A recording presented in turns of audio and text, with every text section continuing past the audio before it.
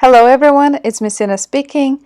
Today we continue our class about further education, Unit 7, Writing.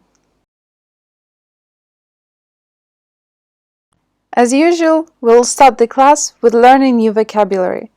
The first phrase is liable to. Liable to means having the necessary qualifications or qualities or satisfying some necessary conditions. For example, only people over 18 are liable to vote. So if you're not 18 years old, you cannot vote, you cannot choose the president. So liable to meet certain condition.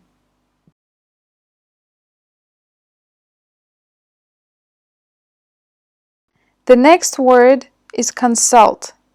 To consult is a verb and means to seek advice or information from someone. When you don't know what to do or how to proceed, you can consult with someone and someone can tell you what to do. So let's look at the example. She consulted with us about what we should do next. It means the woman doesn't know what to do and she decided to talk maybe to her colleagues or friends, and all of them will decide and give her an advice what should they do.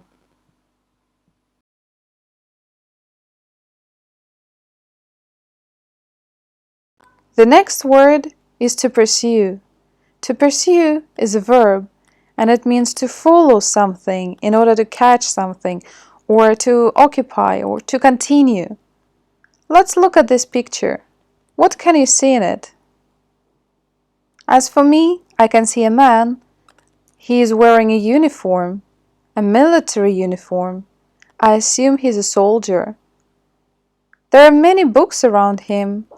Probably he's in the library. And I guess he's studying. But he's a little bit too old to study at school, so I assume he's studying at university. Maybe a couple of years ago he dropped out of university and joined the force, and now he decided to continue his education. So we can say he's pursuing his studies at university. Means he's continuing his studies. He went back to university. What other things can we pursue? We can pursue education, career, or even dreams.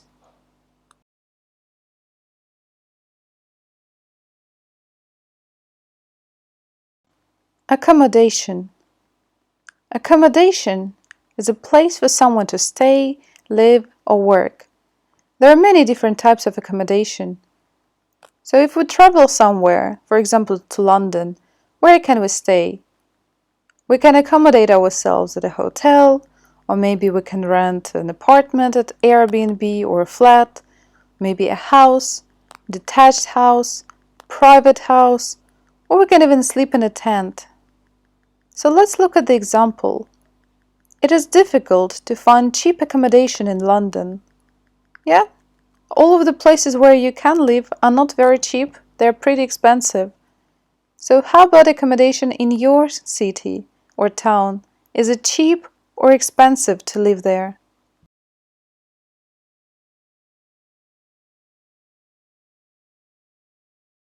And now, I would like everyone to open the books on page number 25 and look at exercise 1. We're going to read Mai's email to her friend asking for information about higher education in the UK. After that, we'll fill the gaps using the phrases in the box. I'm liable to, I should send, I have to take, I want to consult you about, I'm writing to ask you for, I'm worried most. Dear Kevin, some information and advice on higher education in your country. I'm going to finish secondary school this summer and have been thinking about pursuing higher education in the UK. Here are the points that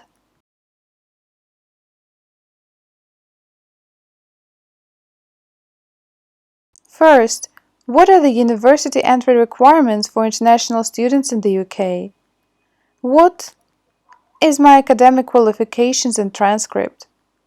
As a school leaver, I'll be awarded a certificate of secondary school graduation and given a transcript of marks for all subjects. Will that be enough? Do any university entrance examinations?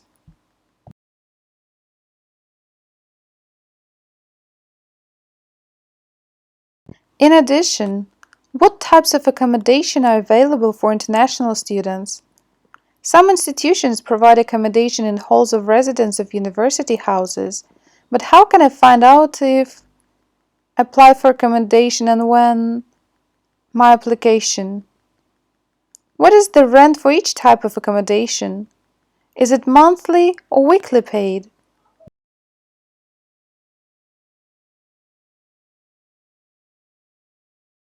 I wish you and your family the best. I look forward to hearing from you soon. Regards, Mai.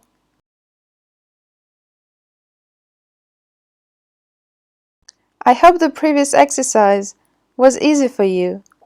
Right now, we're going to finish exercise 2 on page number 25. We need to fill in the outline for the email we've read before. The outline consists of 6 parts: salutation, opening sentence, body, first question, body, second question, friendly ending, and complimentary close. Let's start with the salutation.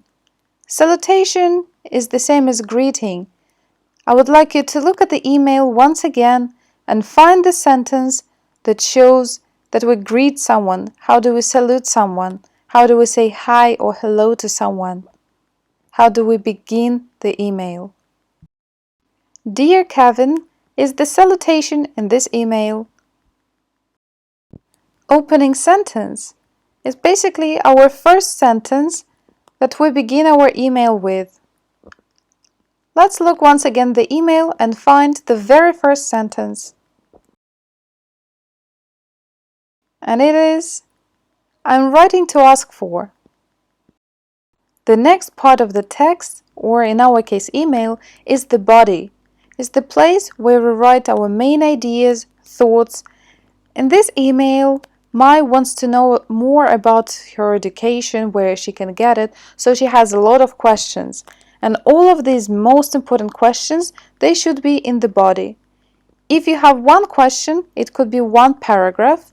If you have 2 or 3 main big questions, you can divide them into 2 or 3 paragraphs. In our case, we have 2 main important questions. That's why we have for the body 2 paragraphs. I'll give you a couple of seconds to look at the text once again and find those sentences or those questions.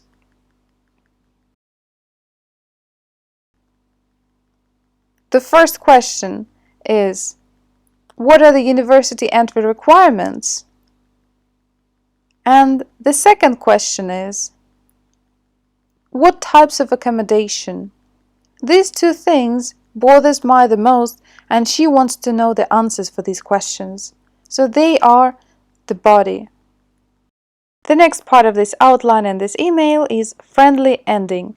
We use friendly endings only when we talk to our friends or people of our age, and we are pretty familiar with them. In any informal situation, if you require some information from the college, university, or maybe from your employer, don't do it. But if it's your friends or family, you're welcome. I wish you and your family the best is a really nice, friendly ending that states that we know and the family members and the person, and just a nice wish. And the final part of our email or outline is complimentary close. It's 1 or 2 words or phrases that show us, okay, we've finished our email and we want to be polite. So usually we can write something like sincerely yours or faithfully yours. Let's find what is the complimentary close in our case. And it is regards.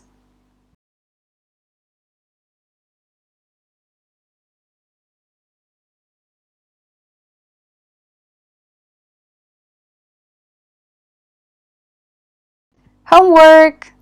As a homework, I would like you to write an email of 160 to 180 words to a friend from another country, asking for information and advice.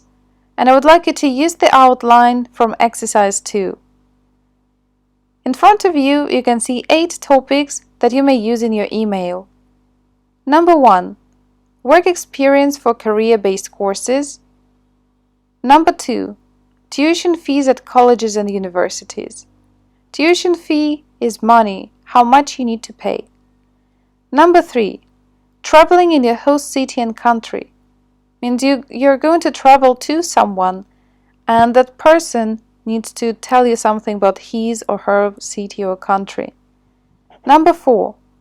Experiencing culture shock when studying abroad. It's not a secret, when we go to study to other countries, not everything is the same, maybe food is different, maybe people cannot speak your language, so it could be difficult. What can shock you? What can make you stressed in that place? Number 5. Work part-time. It means you got a job, but you don't work full day or full hours. Maybe you work only half a week or a couple of hours a week. Number 6. Opening a bank account. Number 7. Surviving the cold and wet weather. In Vietnam, the weather is humid and hot, but what if you decide to move to another country, like the United States, Canada, Russia or Finland? What kind of advice would you need from people who live there? And number 8. Visas and other documents. When you're going to travel somewhere, you need to prepare some papers or documents. What kind of paperwork do you need to do? That's it. I hope this class was useful for you and you've learned something new. I can't wait to see you soon. Bye bye.